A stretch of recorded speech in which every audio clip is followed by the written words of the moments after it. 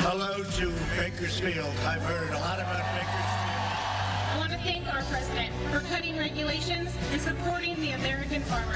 We're not happy about Trump's presidency. And how divided this country has been since he's got here. Keep fighting for us. Thank you very much. Our cameras rolling while supporters cheered for the president as he took the stage here in Bakersfield today, just a little more than an hour ago. We have been following the president's visit with team coverage that continues right now. Good evening, Jim. Yeah, it's been a long day out here. The president has come and gone from Meadowsfield Airport. As you mentioned, he arrived shortly after 2:30, and he spoke in this airport hangar behind me here for about 40 minutes to a huge crowd of supporters. Hello to Bakersfield. I've heard a lot about Bakersfield. Distancing, social distancing. So as long as you're 6 feet away. Staying at home. Physically distance ourselves. Self-isolate. Social distancing is significant. We can make a difference for our community. And as of tonight, California has more cases of the coronavirus than any other state in the nation. So far, no one in the U.S. has died. Well, there are still 0 cases reported in Kern County, but how concerned should we be about coronavirus? 17's Karen Hua got the facts and figures today from Public Health. It was an alarming statement that made headlines. 11 people in Kern County are being monitored for coronavirus. Coronavirus has already claimed the lives of 3 people in Kern County and impacted so many more. 6 people have died. 0.7% of the total cases result in death. A call by 2 local doctors to reopen our economy and lift California's stay-at-home orders has gained a lot of national attention of late.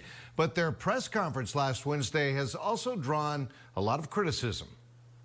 Doctors Dan Erickson and Artin Masihi. Do we need to still shelter in place? Our answer is emphatically no. Do we need businesses to be shut down? Emphatically no. I want to just reiterate, we do not agree with the statements that were made. Kern Public Health today announced 3 new deaths and 60 new cases of COVID-19. But he wants to make clear all customers who come in here have to continue following social distancing guidelines, and all chefs and those dealing with food must wear a mask. It is a dangerous and concerning problem here at the Kingston Healthcare Facility. 41 people have tested positive for coronavirus here at this facility. 25 staff members and 16 residents who live here. Now, public health officials warn that they're worried that more people here could test positive in the coming days or weeks. 228 lives have been lost since March. It's a home with a lot of trouble. For me, it's been hell on earth. Even before COVID, Kingston Healthcare Center was the worst rated skilled nursing facility in Kern County. Its overall score from Medicare is so low, a rating of much below average is too generous. When comparing other nursing facilities in Kern County on Medicare's website, Kingston is the only one with 2 visible warnings. By late April, the virus was rampant at Kingston. People were dying. That was the last person we talked to. That's Angelica Uriarte. Her grandfather lived at Kingston. He was one of the residents diagnosed with coronavirus. He died May 24th. For more than 2 weeks, we tried calling and emailing. We reached out to him and his team at Rockport Healthcare Services. I've been trying to reach out to him for about 2 weeks now. Is there any way that you can give him a call again? I can send them the information. We never received a response. Management did not react quickly enough. It was chaos inside the facility as the virus spread. Local health officials pleaded for immediate relief. Now, at a time of extreme concern, Kingston appears to be in disarray, and the troubles are far from over as the virus continues to spread. It's not enough. We need to do more. We have extensively reported on the facility for all of our coverage, and if you'd like to review tonight's report again, visit our website, kget.com. Just search for Kingston. Kern Public Health announced 418 new cases along with 1 new death today. Health officials say people are testing positive for the virus at a rate not seen in months. Now, as COVID-19 cases continue to rise across the country, many people are finding themselves in need of testing. And we've got you covered there. For the second time in as many weeks, 17 News has teamed up with Kern Public Health to set up a no-cost testing event right outside our station. And that's where we find our Eitan Wallace, standing by with an update. How's it looking out there, Eitan? Hey, Jim, good evening. It's been busy. It's busy right now. Been busy all day. We are at Compassion Corner at the intersection of 22nd and L Streets, right across the street from KGET. More than 400 people have come by to get their tests. You can pre-register on KGET.com. It's been busy all day. I'm told up until this point, more than 530 people have come to get tested. This was the moment Dr. Arash Haydari of Kern Medical became the first person in Kern County to receive the COVID vaccine. Now, more than ever, get the inside information. Get social with 17. Join a platform and receive exclusive content about what's taking place in Kern County. 17 News, your digital news source.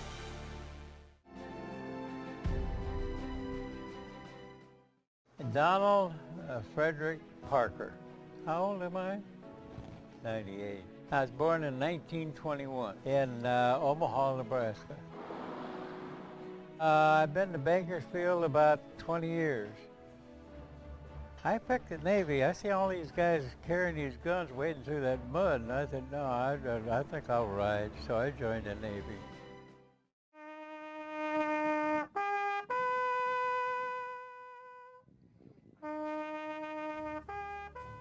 Retired Air Force and also retired local school teacher. 30 years in the Honor Guard for doing veteran funeral services. Playing the bugle. Did it for 30 years, yes. How many funerals do you think you presided over? It would be over 1,000. I played trumpet, and so that was the reason for being a bugler. And we would raise a flag down at the Civic Center every once in a while. What about that kept you going, kept you coming back, Bob? Just from the old heart. Welcome back to Pop Kern. I'm Karen Hua, and it's Chinese New Year this Saturday, the 25th. Happy Year of the Rat. We are in China Alley right now. It's right next door, actually, to our KGET studios, and this used to be part of old Chinatown. And we all want to say, 新年快乐, Happy New Year. In the vein of that, we're going to be doing this interview completely in Chinese.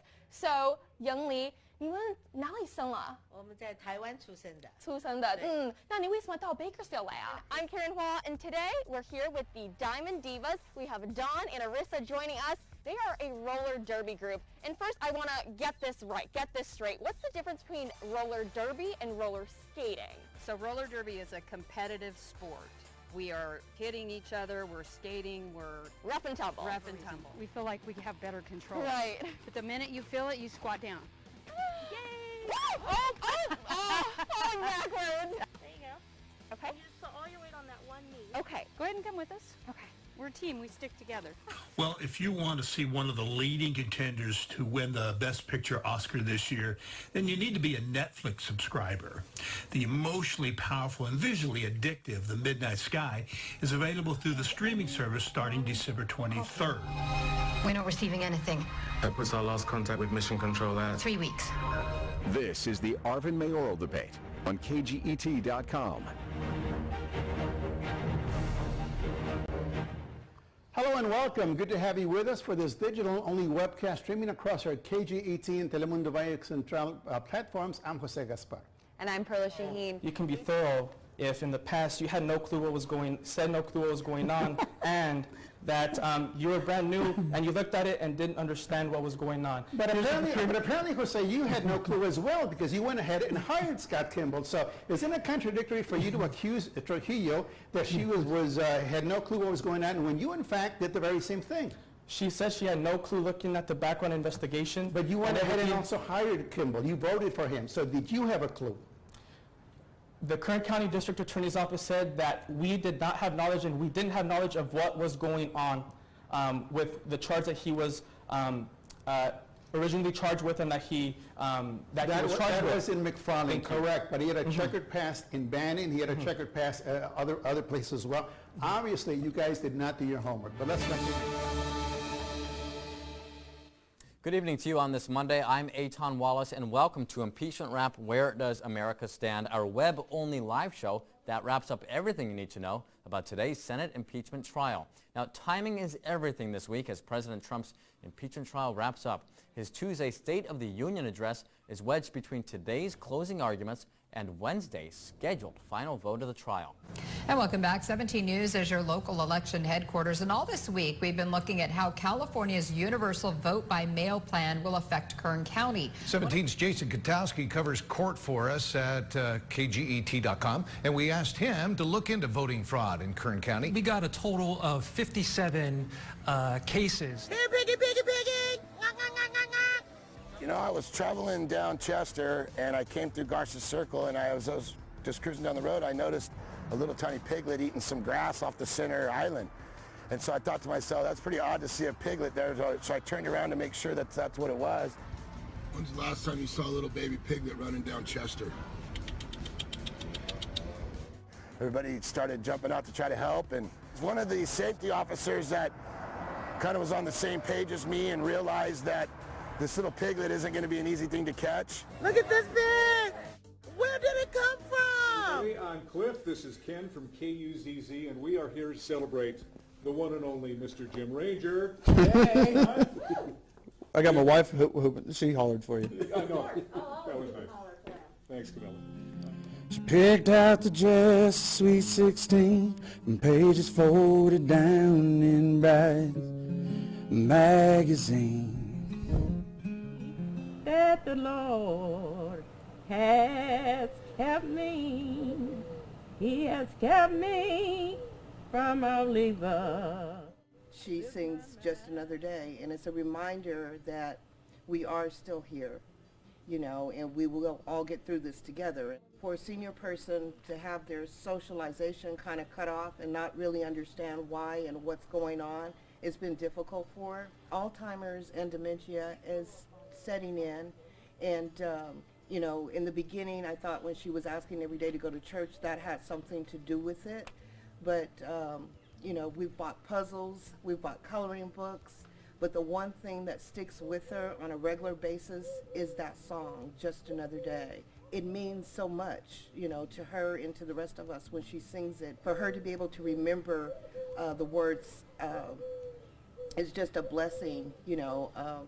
She always says, am I going to sing my song today? Am I going to sing my song today? Are you going to sing your song today? Yeah. We are once again giving you a great recipe that is tasty and healthy for the family. Priscilla's joining me this morning to talk about what we're going to make. And usually we're making dishes, you know, for dinner or lunch or whatever. We're doing a drink. It's a traditional drink with a little bit of a twist. We're talking about lemonade with chia seeds, right? Yes. Okay, now you're probably wondering why make lemonade during the winter months. There is a reason. Lemons are actually coming into season, right? Yes, they are. All citrus, so lemons, oranges, tangelos, mandarins, tangerines. Okay. Where are we at? Yes, we're in the Edible Schoolyard, Kern County, a program of the Grimm Family Education Foundation. With me this morning, Priscilla, and we are going to make a recipe that I love, something I haven't really put a twist on, which is macaroni and cheese, but we're putting a twist on it. We are, so it's hidden veggie mac and cheese. So we're going to start off by sauteing. If you could add our leeks and our garlic to our heated pan. So we're going to put leeks and garlic here, and the reason why it's pre-done is because, as you know, if you cook, it takes a little bit of time to saute garlic and leeks, so we kind of cheated and pre-done it. And we really want to get all the flavor rendered out of those yummy vegetables. I'm really excited to actually be in your kitchen. We're with Serena Castillo. She is an Edible Schoolyard Kern County educator which is a program of the Grimm Family Education Foundation. And we are going to make a winter squash soup today. And it already smells amazing over here, Serena. Nice.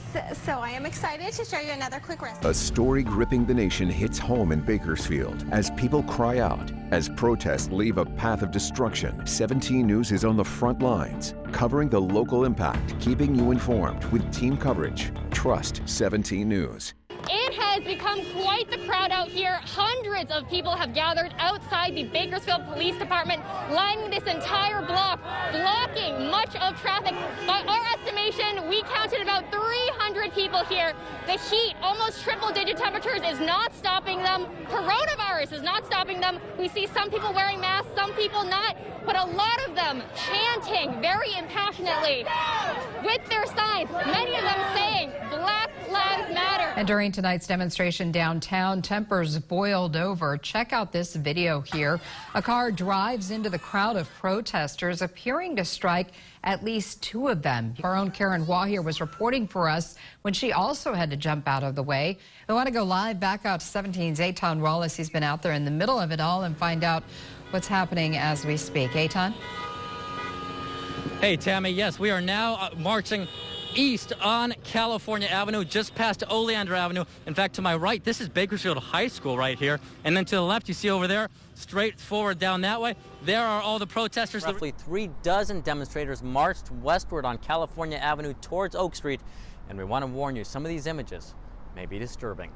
This was 55-year-old Robert Forbes. He was critically injured Wednesday night, just moments after he was struck by a vehicle.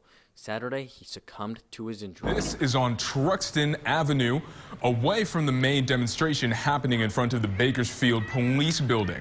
You see 2 officers charging the person with the bat, and the person pulls back to swing just before the officers tackle them to the ground. You can see the helicopters, firefighters, they're trying to manage this, but it is still 0% contained. So many people who live up here have had to evacuate. I'll bring you another live look at 5 a.m. tomorrow on 17 News at sunrise. We brought you this story as breaking news last night at 5. That fire simply exploded overnight, scorching some 2,500 acres in the mountains. That's about 7 times the size of the campus at Cal State University Bakersfield. Firefighters were here last night. They've been here for about 24 hours at this point, battling the flames, but still it's 0% contained. The fire has currently burned 25 acres. The good news is that fortunately no injuries have been reported, but 2 homes have been completely destroyed. Wildfire season is here, and halfway through 2020, there are several major fires burning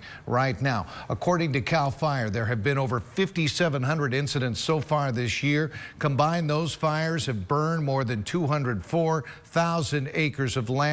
38 structures have been destroyed or damaged. Fortunately, no one has been killed. And it is burning in a rural area, but families have already lost their homes. You're taking a look at surveillance video shared with us by Robert Higgins, who says his vacation cabin in Caliente went up in flames Wednesday night. Today, again, the weather was in their favor for the most part. I want to remind everybody, if you're going to be out and about, maybe into our mountains this weekend, the fire danger is extreme right now. Here's kind of a map of the fire area. You can see how it's outlined. So that's kind of the hot spot right now for the Stagecoach fire. In terms of the acreage, again, we mentioned it, 7,000 acres, 27% containment. And again, firefighters had the upper hand a little bit today. The winds were not as strong. Take a look at this imagery. You can barely see it, but there's fire retardant on the hill, and that's a burned out area.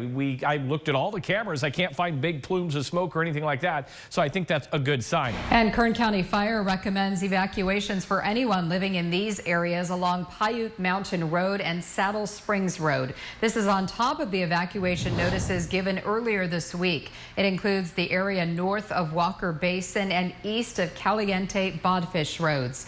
And if you've been affected by this fire and need help, you can call the American Red Cross. Volunteers are helping people find a place to stay if you need to evacuate. Anyone who needs help can call 1-800-RED-CROSS. You can find all of the evacuation information on our website, KGET.com. And you can also sign up for disaster alerts from Kern County's emergency services. You can just go to readykern.com. And we continue to work and bring you the latest information on the Stagecoach fire. Head to our website, KGET.com, for the latest on the conditions. We also have the resources that we've mentioned this evening for people who are affected by this fire. It can all be found on our website, KGET.com. Two fires broke out in downtown Bakersfield this morning, just a few hours apart. The first started at 2 a.m. That's when Tina Marie woke up to a phone call from her security alarm company. We turned on the video cameras and it was just, they were totally covered in like smoke. I never imagined. I mean, Bakersfield is an amazing town, and the community and the downtown community, our Tina Marie family, it's really overwhelming. We know this is a great community. Absolutely, absolutely. And they're all behind you. We are thinking of you and praying for you and your staff during this incredibly difficult time. And right now, my staff is my main concern. Tracking down the Golden Empire's most wanted. Thursdays on 17 News at 5. U.S. Marshals profile one of the Golden Empire's most wanted, a fugitive with ties to Kern County. The Golden Empire's most wanted. Thursdays on 17 News at 5. New at 5:30, we continue our partnership with the U.S. Marshals Office to help get Kern County's most wanted off the streets. Here's Special Deputy Aaron Lair with this week's most wanted report. The U.S. Marshals Task Force needs your help finding a parolee at large and known gang member. This is 33-year-old Jose Lopez. He has a criminal history that includes assault, possession of a firearm, burglary, resisting arrest, and numerous drug-related offenses. And now we turn to breaking news out of Tehachapi as the Sheriff's Office is investigating a homicide there. It's happening in the 21,000 block of Quail Springs Road. Our 17's Amber Frias is there now with the latest. And Amber, what have you learned so far? Tammy, we actually just heard from KCSO that the victim is a 55-year-old female who suffered traumatic injuries. 17's Amber Frias has been following this story since it broke yesterday, and she joins us now with the latest information and more on the family involved. Amber? Neighbors told me Guadalupe Adams lived with her son Madison. They say she asked him to move back home after her husband passed away for protection. Neighbors add Guadalupe told them she felt safer with her son around. Now this alleged protector is suspected in her death. Every time I look out my window and I look over at this house now, I feel really sad. Neighbors are still in shock after a gruesome discovery in the quiet town of Golden Hills Wednesday afternoon. Being here at the very beginning of what was happening and seeing the yellow tape going up, you knew something really serious was going down. We were dispatched for a check the welfare here on the 21,800 block of Quail Springs Road. When deputies arrived, they found 55-year-old Guadalupe Adams dead from traumatic injuries. I just can't believe that this happened. Hours later, deputies from the Barstow station received notice to be on the lookout for Guadalupe's son, 27-year-old Madison Adams, who was believed to be driving in the Baker area. Madison was found stopped on the shoulder of northbound Interstate 15, south of State Line. The CHP says as officers approached the car, an officer-involved shooting ensued, resulting in Madison's death. Sources who spoke with our Las Vegas sister station KLAS say Madison allegedly killed and dismembered his mother before fleeing. He just seemed like a normal guy. And his mother was just the nicest, super nicest lady. You know, we really liked her a lot. Several people called officers to a crime scene in a place they least expected to find one. A funeral home. At 11:55 this morning, deputies were dispatched to Basham Funeral Homes for a report of an active shooter. Deputies arrived and located one victim down in the parking lot. That victim was the apparent victim of a gunshot, and he was pronounced deceased at the scene. The Kern County Sheriff's Office says the victim was a guest at the funeral of 19-year-old Dante Lamar Davis Jr. He was a graduate of Highland High School. We're halfway through the year, and Kern County is on pace for another record year in homicides. We've already experienced 63 homicides, putting us on track to exceed 2018's record tally of 113. Never mind last year's total of 96. What makes the numbers especially hard to accept year in and year out is the toll of children victimized by this violence, both intentionally and as innocents caught in the crossfire. Most recently, it was 13-year-old Patricia Alatorre of Bakersfield. We want to warn you, the information we are about to reveal is disturbing. Good evening, Jim. That's right. For the past week, the community has stood behind the Alatorre family as they grieve the loss of their Patricia, or Patty, as they knew and loved her as. She was just 13. 24-year-old Armando Cruz could face the death penalty for what he's accused of doing to Patricia Alatorre. Patty, as her family called her. According to new court documents, the two met on social media, talking for about a week. Cruz knew Patty was just 13, yet he convinced her to send him 20 explicit photos of herself. And he sent her a nude photo of himself too, the report says. The document details how Cruz drove from Inglewood to Bakersfield, persuading her to meet twice. The report saying he did it with the purpose of engaging in sexual acts. Surveillance video from the night of July 1st shows Patty getting into his white pickup truck, according to Bakersfield police. The report says he drove her around the block against her will as she screamed, then raped her as she continued to scream. He tied her arms with duct tape and also taped her mouth and nose with the intention of killing her so he wouldn't get in trouble, the document says. When he knew she was dead, he took her to a secluded area in Los Angeles County, then set her body on fire. Cruz is now charged with 12 felonies, including first-degree murder, kidnapping, rape, and possession of child pornography. He's been denied bail, and he's due back in court on July 30th. Now, Patty's family still has their GoFundMe page up, which at last check has raised nearly $40,000. In downtown Bakersfield, Karen Waugh, 17 News. KGET created Homicide Tracker 6 years ago to tell the story of these victims. And since then, we've closely examined every homicide in the county. What we found this year, more families suffered loss than any time before. They were the moments that horrified us, the moments that shocked us. And in a year of much division, they were the moments that grief brought communities together. So wrong what they did. It's innocent people. Go kill each other. If that's what you want to do, go do it. Lisa Osorno, grandmother of 11-year-old Michaela Osorno, expressing the grief many families felt this year after Kern County shattered its record for homicides. Michaela and her friend, 12-year-old Elena Dorig, were gunned down while they played in the front yard of a home during a birthday party in Delano. 2 of dozens of lives snuffed out by gang violence. Their case, like the 8 other investigations in Delano, going unsolved into the new year. Just come forward. What if it was your granddaughter? What if it was your baby? But solving crimes is harder when no one wants to talk. Something Delano Police Chief Robert Navarez knows all too well, pointing out that even when innocent children are killed, no one speaks up. This is another shooting where many of the persons that were present are failing to cooperate with the police, and it makes it very difficult for us to solve these cases and break up the cycle of violence. While it wouldn't be known until later, the 2 girls were killed the same day as Bakersfield's Patricia Alatorre, dead at just 13 years old after being kidnapped, raped, and murdered, allegedly by a man from Inglewood she met on social media. I don't understand why. These deaths spurred a summer of vigils, anger, and fear for the safety of children in our community. Put the knife down! Put him down!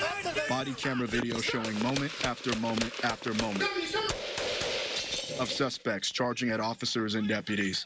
But it's the shootings where the cameras weren't rolling, like the death of Fernando Napoles. He was killed after KCSO says he brandished a firearm in a remote part of eastern Kern. But his family has trouble believing this.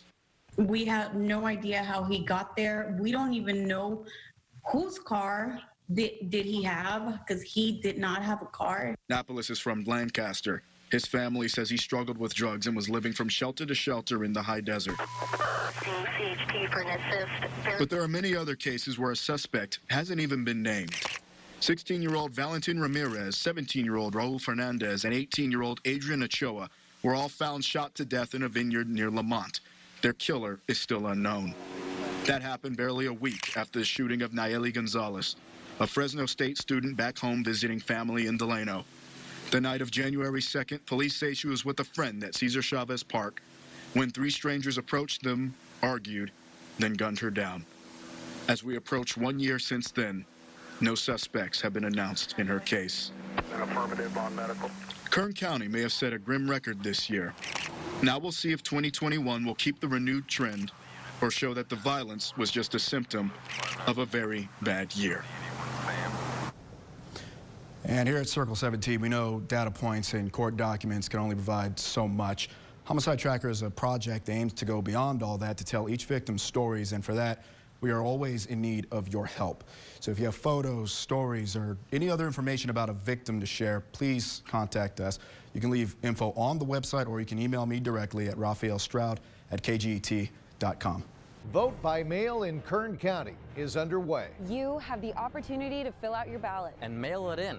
All ballots must be postmarked by November 3rd. It's your choice how you vote. 17 News is your local election headquarters. Our investigation tonight starts with 17's Aton Wallace, who has been studying this issue since July. In April, as the deadly potential of coronavirus became apparent, Registrar of Voters Mary Bedard asked the Kern Board of Supervisors to order a 100% vote-by-mail election. Just 6 weeks prior, of 162,000 votes cast in the Super Tuesday primary, 72% were mailed in. Supervisors voted 4-1 straight down party lines to reject the proposal. 2 weeks later, the governor issued a statewide order.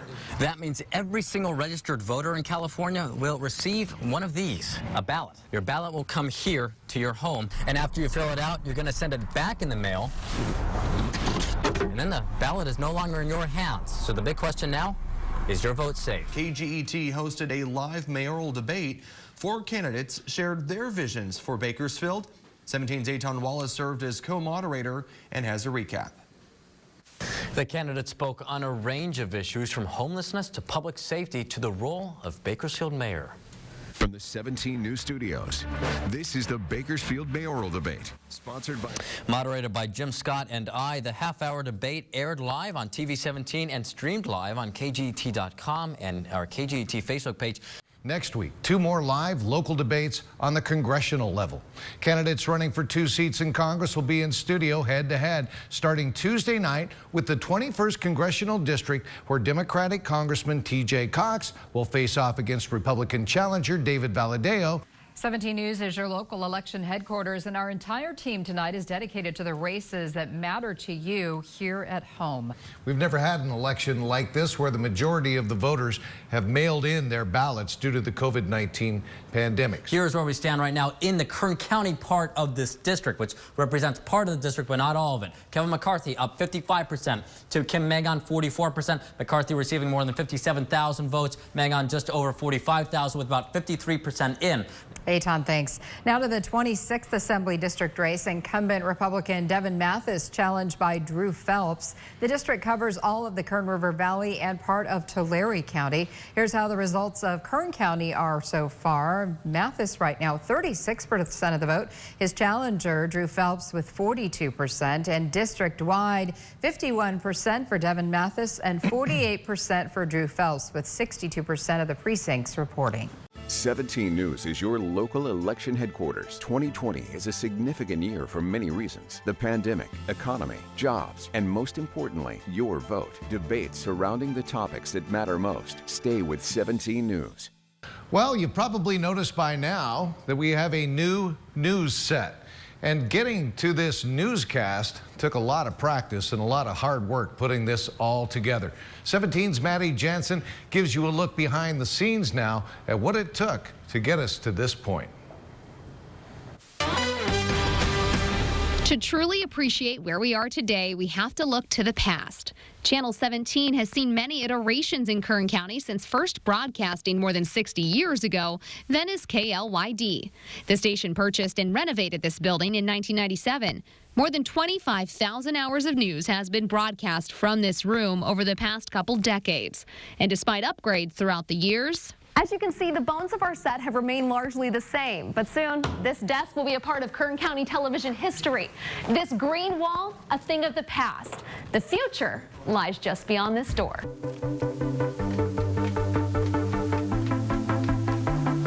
With a unique look for every newscast, including our sister station Telemundo.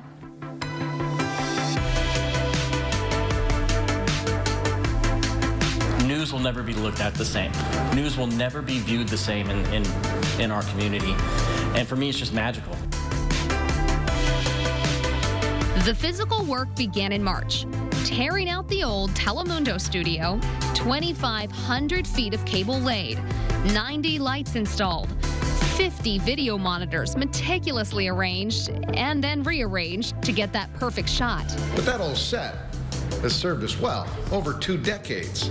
It's kind of like Well, we're going to put the old Volvo in the garage now, and we're going to drive this Cadillac. I'm really excited because not only do we have space, but we have lots of toys. And I have been waiting for weather toys for years. The green wall is out, and now we're using full video screens. So you're going to be able to see an hour-by-hour forecast all day long. So if you just want a glimpse, I know everybody's in a hurry these days to do things, so you can see what the forecast can be all day, and then if you have the time, you can get your full forecast with us right here on the screen right next to it. We have a light wind out there out of the south.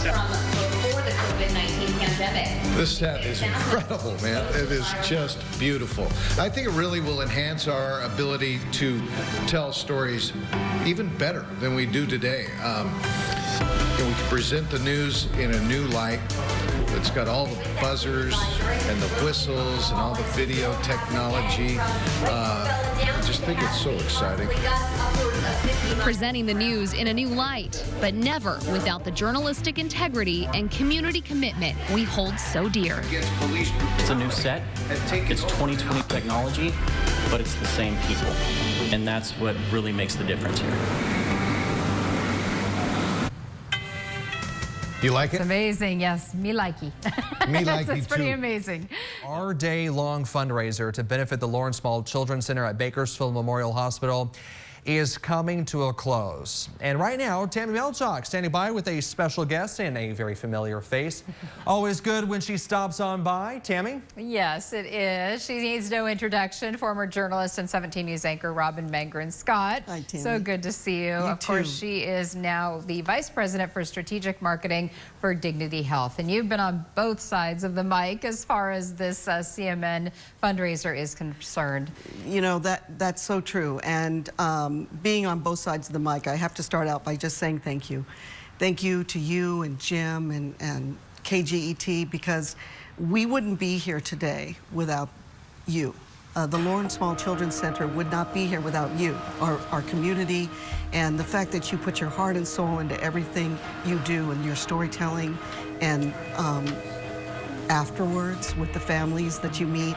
Just want to thank you so much for that. Thank you. We appreciate that. It's just such a wonderful cause. And I mean, you've been here since you started way back before the Lawrence Small Children's Center was Lawrence Small Children's Center. Back in the early 90s, the primary focus was on the neonatal intensive care unit. What has that been like to watch that grow? Well, to be on the other side of that effort now, I can see the work and the donations put into action. And it is so rewarding. 29 years ago, my oldest son was in the neonatal intensive care unit. And to see what we have been able to do with the generous donations of this community and KGET's help, from that day 29 years ago to where it is now, where we have 3 times the number of beds, the latest technology available to our children.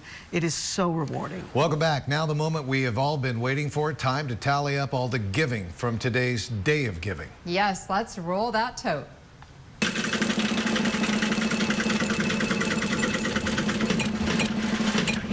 Oh my goodness, I was hoping for 6 figures. $124,516.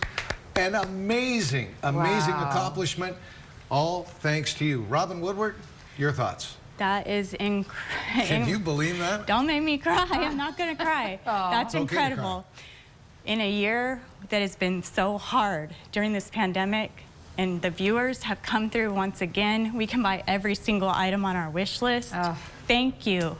Thank you so much. Wow. I second that emotion. Thank you, Kern County. My goodness. All right, that is the news for now. We want to thank you for spending some time with us and spending your money on us and Children's Miracle Network. God bless you. We love you. Good night. Good night. Helping children when they need it most. For assisting the Children's Miracle Network Day of Giving. Thank you, Kern County. I mean, this is rough mountain terrain. This fire's been unique because of the location. When fires come, they come hard. The fire still has pretty extreme behavior. All of our pictures of belongings, like everything is gone. This is it. This is my retirement. This is home.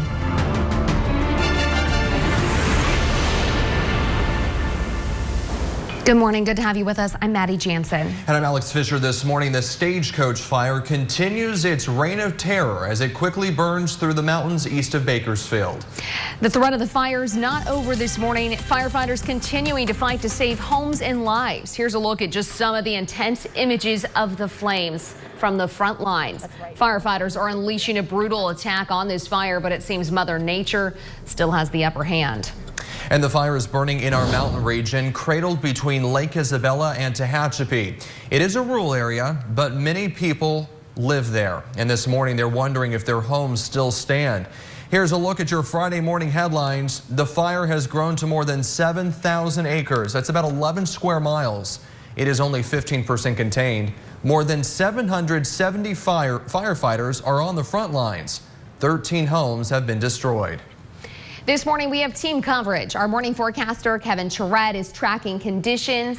17's Karen Waugh has been in the mountains covering this fire since the beginning. We'll check in with her in just a bit. But we begin this morning with 17's Taylor Shaw. He's joining us live from the fire this morning with the latest. Taylor?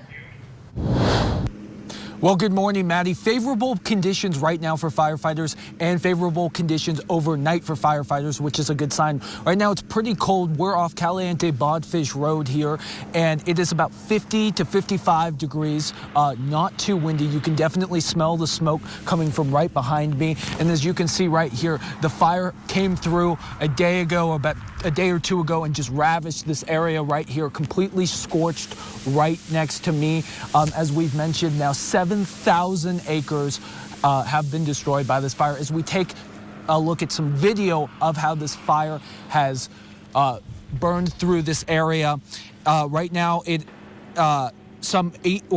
800 firefighters are working around the clock to douse the flames. They're unleashing an assault from both the ground and sky. But as of this morning, as you guys mentioned, Mother Nature still winning. The fire only 15% contained. 13 homes have burned. We understand that people want to be with their home, their belongings, where they're comfortable, but we're worried about their health. We're worried about their safety, their life. And so the decision is not made lightly, and the decision as to when we can repopulate those areas, that's not made lightly either. Well, new evacuation orders were put into place yesterday afternoon, and the previous evacuation orders are still in place. The Red Cross has an emergency shelter down in Tehachapi at the old Kmart parking lot. For homeowners who are still trying to watch their homes, firefighters are asking you, please don't. Please evacuate. And one final note, and this is huge for this fire. Firefighters have struggled to communicate working in these mountain regions. It's very remote here, and it's very hard to get cell phone service. We were driving through the mountains early this morning, and I'm telling you, Maddie and Alex, there's only a couple spots where you get 1 bar of service. Where we are right now, thankfully, we have 2 bars, and that's the only way that we're able to come live to you. But as you can imagine, it's very difficult to get out information for this fire and also communicate. Luckily, they have radios, but cell phone service is just not a thing here. Reporting live, Taylor Schaub, 17 News. All right, and Kevin has been tracking conditions. Good to hear that cooler temperatures and those winds slowing down are helping firefighters. Yeah, overnight it was good news for firefighters in terms of conditions, weather conditions, lighter winds, cooler temperatures. And again, this fire is only 15% contained. We talked about the acreage right now sitting at 7,000 acres. And you can see kind of where this fire area is between Havilah and Walker Basin. Now, I want to talk about the weather in general, and the winds are very light right now. The arrows that you're seeing here are not wind speed, they're wind direction. So we are still seeing those winds, light winds out of the north and also out of the east. So we are going to track those winds today, but the good news is they're light right now. We take a look at the temperature, 58 degrees. Good recovery overnight for firefighters. Our dew point at 46. Our humidity is also up 64%, and there's that south wind at 8 miles per hour. Here's a look at the forecast for today. Hazy skies will continue. It'll be warm. Today's high right around 84 degrees. Our relative humidity between 25 and 35%. And our winds will be out of the west-southwest, 5 to 10 miles per hour. I'll have much more on our local forecast. That's coming your way in a few minutes. All right, thank you so much, Kevin. And as Taylor mentioned, there are new evacuations to tell you about. Kern County Fire updated evacuation orders for anyone living in these areas along Paiute Mountain Road and Saddle Springs Road. This is on top of the evacuation notices that were given earlier this week. They include the area north of Walker Basin and east of Caliente Bodfish Roads. And if you've been affected by this fire and need help, call the American Red Cross. Volunteers are helping people find a place to stay if they evacuate. Again, that number is 1-800-RED-CROSS. You can find all evacuation information on our website, kget.com. And here's the reason why firefighters are asking people to leave their homes. Take a look at this dramatic video, and it shows the flames devouring a property from the Stagecoach fire. This is home surveillance video shared with us by Robert Higgins, who says his vacation cabin in Caliente went up in flames Wednesday night. You can see the fire surrounding the porch before the camera goes dark. This is just one of the 13 homes destroyed by the Stagecoach fire. And our team coverage continues now this morning with 17's Karen Waugh. She's been with firefighters throughout the week as they battle this grueling fire. But she joins us now with the story that sparks hope. Over the past week, the Stagecoach fire has exploded in size, moving from one side of the mountains to the other. I've been all over the world in the military and a lot of the states, and I'm 55, and this is my favorite place that I've been. I like the community. Ron Lefevre and his family moved to Walker Basin 17 years ago. They built everything from the ground up: the house, deck, pool, suspension bridge, barn. Down there in the barn, we have 2 alpacas, Dwayne "The Rock" Johnson and Lady Gaga. His family, consisting of 2 alpacas, 2 chickens, 2 dogs, and 2 cats. Each year, he's used to wildfire threats, but he soon saw the Stagecoach fire creeping too close for comfort. We haven't had anything this close, for sure. And then firefighters showed up, recommending he evacuate. I just hoped. So he fled, forced to even leave behind most of his animals, not knowing if he'd see any of this ever again. It really didn't get emotional till I got to downtown, till I got to the hotel. But then a spark of hope. Kern County firefighters personally called him, telling him his home was safe. The 3 firefighters that defended my house were professional, calm, which calmed me. As for his neighbors, homeowners who weren't as fortunate, we're going to take care of them. That's what we do up here. Food, we'll get them some food. We'll get them as much money as we can possibly all spare, and clothes, and they'll rebuild. We'll be all right. From the ashes, they'll rise again. The community, my neighbors, the peace, quiet. In Walker Basin, the Saturday barbecues. Karen Waugh, 17 News. And we continue to work and bring you the latest information on the Stagecoach fire. You can head to our website, kget.com, for the latest on this blaze. And we also have the resources that we've been talking about this morning for people who are affected by this fire. You can find all of that on our website, kget.com. Meantime, our firefighters were also busy with another new blaze. The Fort fire broke out along the west side of southbound I-5 near the Grapevine Road yesterday. 250 acres burned with 50% containment, according to CAL FIRE. At one point, the fire was affecting traffic and CHP had to close some of the lanes, but those are back open this morning. Further down the I-5, another fire broke out in Santa Clarita. The so-called Texas fire is burning in the Saugus area. According to the LA County Sheriff's Department, 50 homes have been evacuated in Bouquet Canyon. The fire has grown to 150 acres. Crews have been able to stop its forward progression, but the fire's just 5% contained this morning. And these fires are good reminders that you must have a safe and cleared space around your property to prevent fires.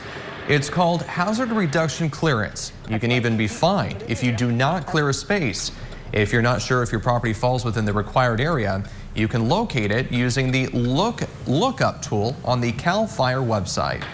And you can also sign up for disaster alerts from Kern County's emergency services. Just go to readykern.com. And now to a heartbreaking development out of Northwest Bakersfield this morning. A 1-year-old child has died after falling into a pool. Around 7:45 last night, Kern County Sheriff's deputies were called to a home on Rosedale Highway near Jewetta. The 1-year-old baby was taken to a hospital but did not survive. The baby's identity has not been released. The sheriff's office is investigating. A crash overnight knocks out power for more than 300 people in northeast Bakersfield. It happened just after 11 o'clock last night near the corner of Mount Vernon and Flower Street, not far from East High School. These are photos from the scene. You can see a pickup truck with damage and a power pole snapped. That's according to the California Highway Patrol website, where they say power lines were down across both lanes of the road. We heard from the driver who told us that he was tired and fell asleep at the wheel. The PG&E website says at one point nearly 400 customers were without power in the area. At last check, power was restored for most homes, with full restoration later this morning. And now to the latest on the coronavirus pandemic in Kern County. We expect an update from Kern County Public Health today. Here are the numbers as they stand right now. 291 new cases were reported, bringing the total to more than 21,000. Kern County has had 152 deaths since March. More than 6,100 people have recovered from the virus, while more than 15,000 cases are considered active this morning. Right now, more than 260 people are hospitalized with acute symptoms of the virus. And we are still seeing a backlog of tests despite the federal surge testing site set up at the Kern County Fairgrounds. The site has performed nearly 3,000 coronavirus tests. County officials say the site has been very helpful for testing people who do not show symptoms of COVID-19. The turnaround time for the test results has been 3 to 5 days. Now, this site was set to close on Sunday, but Congressman Kevin McCarthy tells us officials have decided to extend its operation for another 12 days. Kern Public Health gives us the updated COVID case numbers after labs have sent the results through the state's official database called CalReady. But a glitch in that system has caused many new cases to go unreported. That could be why Kern's case numbers may appear lower than they actually are. Once the glitch is fixed, the numbers could change. We would likely expect additional cases in the future. They don't know how many, and they don't know when it'll be fixed. The same issues happening across the state. Meantime, California is providing its assistance to local hospitals struggling with staffing. Constantine says the state has sent medical teams to several local hospitals, including Kern Medical, Delano Regional, Adventist Health Bakersfield, Memorial Hospital, and Mercy.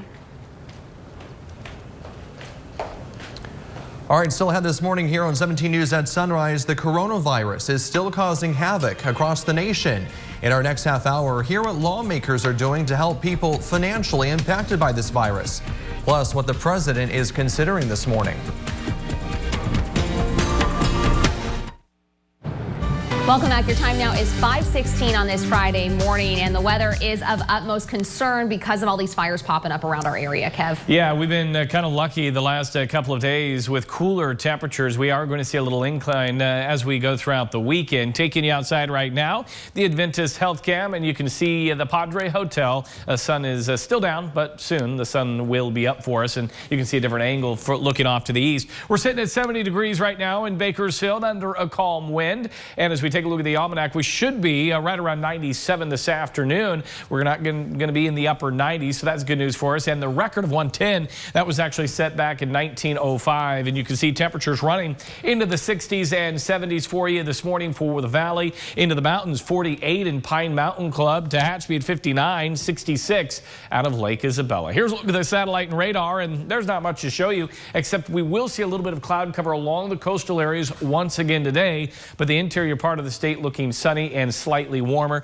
We're sitting at 63 in Sacramento right now, Fresno at 68. We've got 60s south, 70s for Las Vegas, and we've got 80s out of Phoenix. And take a look at the temperature change. Right now, we're 5 degrees warmer from where we were yesterday at this time. Fresno's up 6 degrees, and we're down 3 degrees in Los Angeles. So you can see how we're going to be a little bit warmer than what we were seeing yesterday with those upper 80s. And here's a look at the overall pattern. We still have that trough to the north, but the ridge is going to build on in here a little bit the next few 2 days, but it doesn't look like we're going to see a long stint of triple-digit days. So that is some good news for us because we will watch another trough develop out of the north by next week. Here's a look at the daytime highs today. Sacramento at 94, 95 in Fresno, 70s down to the south into LA and San Diego, 103 today in Vegas, and Phoenix at 109. Here's a look at the beach forecast, and I talked about those clouds along the beaches. We're looking at mid-60s today at Pismo Beach, a west-northwest wind right around 5 to 10 miles per hour. And our air quality today going to be moderate with an AQI at 58, pollen 5.5, that puts it in the medium range,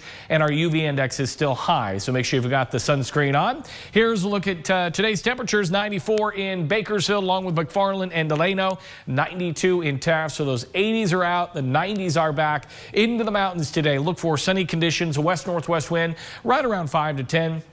We're looking at 81 in Frazier Park, 82 in Tehachapi, 90s for the Kern River Valley, Lake Isabella at 91.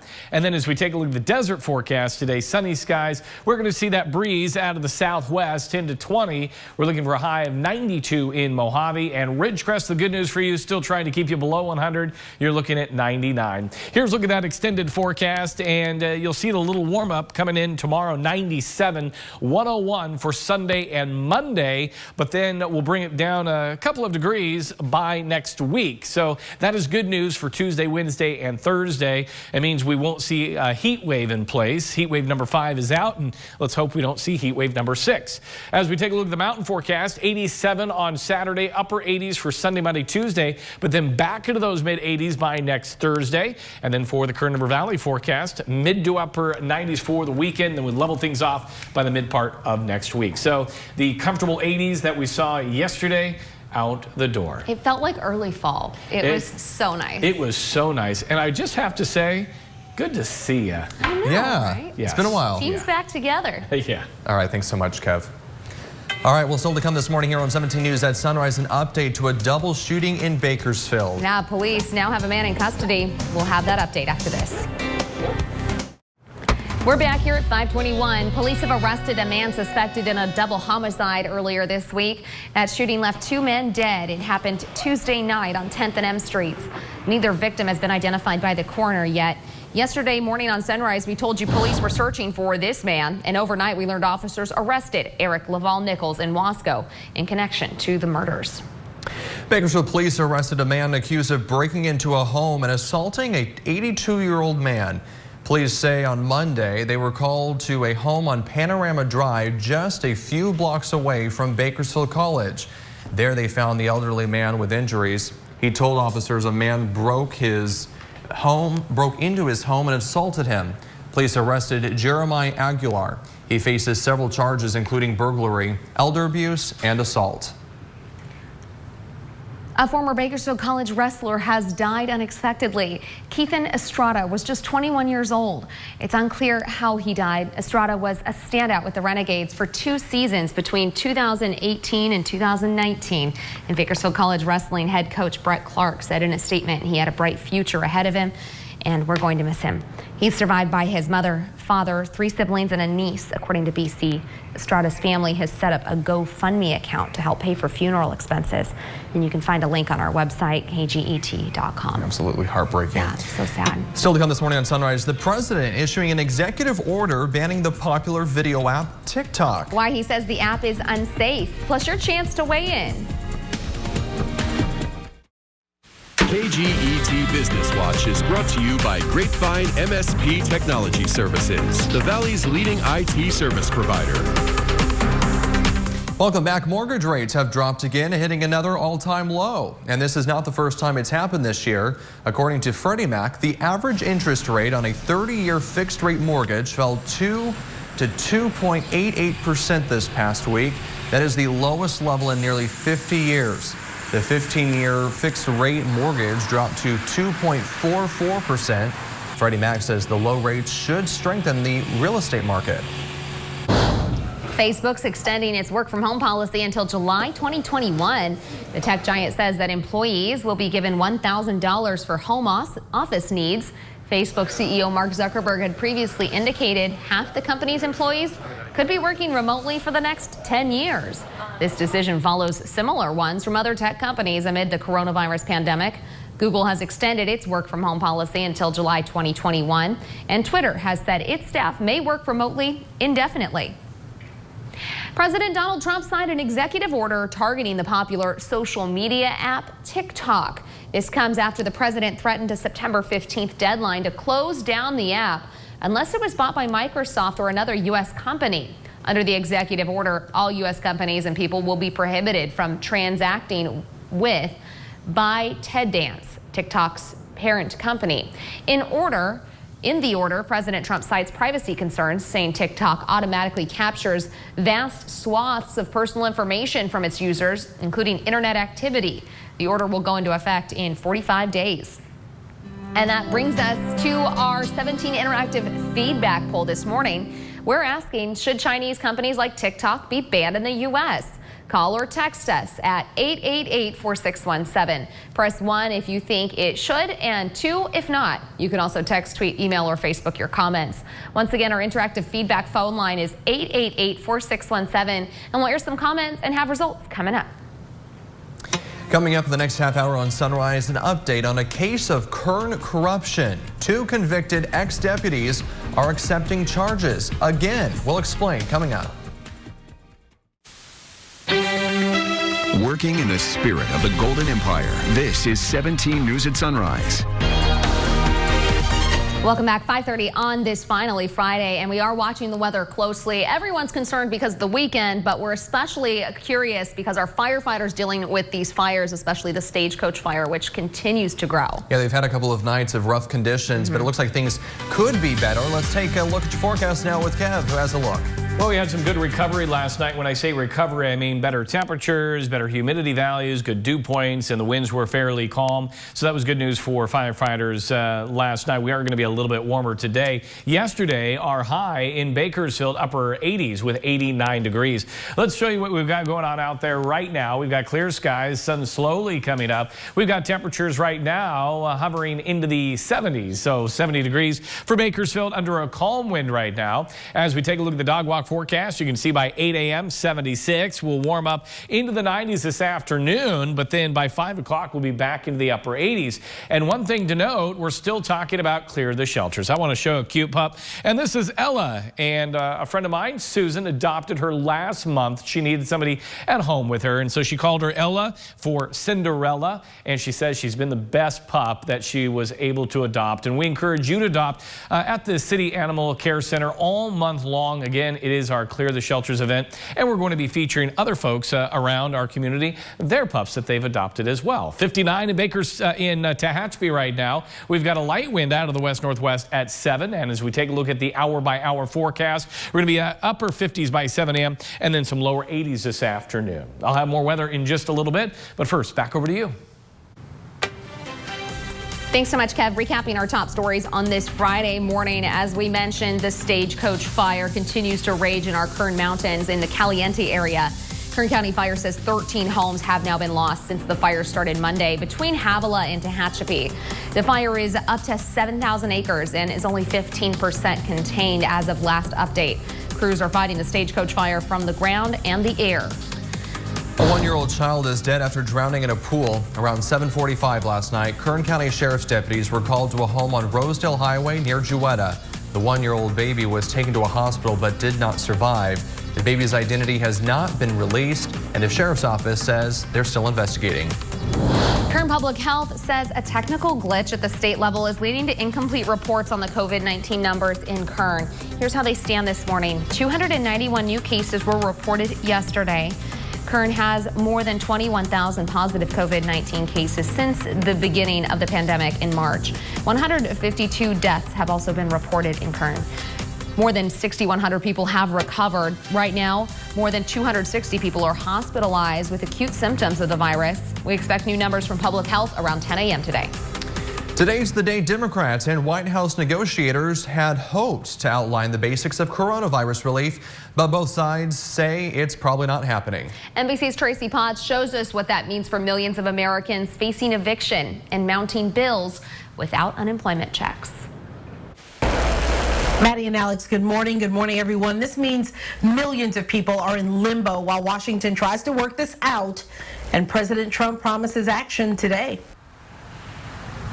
Today's July unemployment numbers are expected to underscore what plenty of Americans already know. America needs a financial bailout.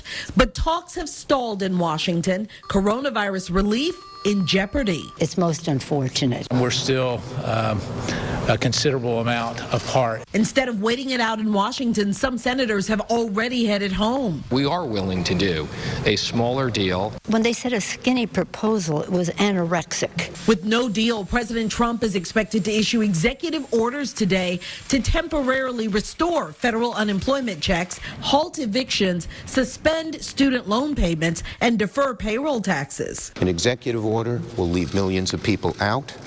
It will be litigated. It won't be effective, and things will get worse.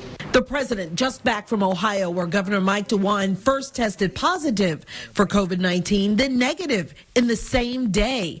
A new forecast predicts 300,000 deaths by December without extreme measures. President Trump turning his focus to Joe Biden. No religion, no anything. Hurt the Bible, hurt God. He's against God. With this controversial statement last night, Biden responding that his faith is at the core of who he is. Now back to the money in those negotiations that aren't working out so well right now. Tomorrow, the Paycheck Protection Program is set to expire. That means no new applications for those small business loans, with $130 billion left in the bank unspent. I'm Tracy Potts, 17 News. We have some breaking news to bring you this morning. The July jobs report is out. Employers added nearly 1.8 million jobs last month, falling short of June's number of 4.8 million. The unemployment rate fell slightly to 10.2% from 11% in June. Economists say this means the nation economy has regained only about 40% of the jobs that were lost when this pandemic intensified in March. Coming up at 6:20, we'll speak with a local economist about what this report means for the future of our economy. 17 Court Watch this morning, a major update to our continued coverage of a drug scandal that rocked Bakersfield police and the sheriff's office 4 years ago. Two convicted ex-deputies are accepting their charges again. Logan August and Derek Penny pleaded no contest to their charges yesterday morning. In 2015, investigators say both men were involved in stealing more than 350 pounds of marijuana from KCSO's evidence lockup to sell back to the street. In 2017, the two men took a plea deal to federal charges, avoiding any prison time. But they were charged again in 2018 after KCSO kept investigating this time. They're pleading no contest to state charges. Sheriff Donnie Youngblood said he hopes the judge does the right thing during this sentencing. Yeah, it's not our role to sentence people, and in fact, we preach all the time, do your job and walk away and let the courts do what they do. I certainly hope that the judge does the right thing and treats these two officers, former officers, as they should be treated, and give them the appropriate sentence, and I think that that will probably happen, whatever that might be. According to the district attorney's office, August stole more drugs than he confessed to in 2017 and wasn't caught because Penny falsified reports to cover it up. Logan August now faces upwards of 10 years in prison on state charges. His sentencing is in October. And we already know how much time his former partner, Derek Penny, will serve. The district attorney announced Penny will serve 90 days in custody and will be placed on probation, though they did not say for how long. When he was first sentenced in 2017, Penny had been given 3 years probation along with August. Both men had faced 5 years in prison. The two BPD detectives who actually went to prison for this case, Patrick Mara and Damasio Diaz, were released this year. They had faced life in prison for stealing drugs dating back as far as 2012, handing them off to a local businessman, Noel Carter, to resell. They ended up serving less than 5 years in prison. Carter received the longest sentence in this case. He went to prison last year and is not scheduled to be released until 2025. We followed this case from the beginning, and as you can guess, it is very complex. For all of the court documents, announcements, and timeline of arrests, head to KGET.com for the full story.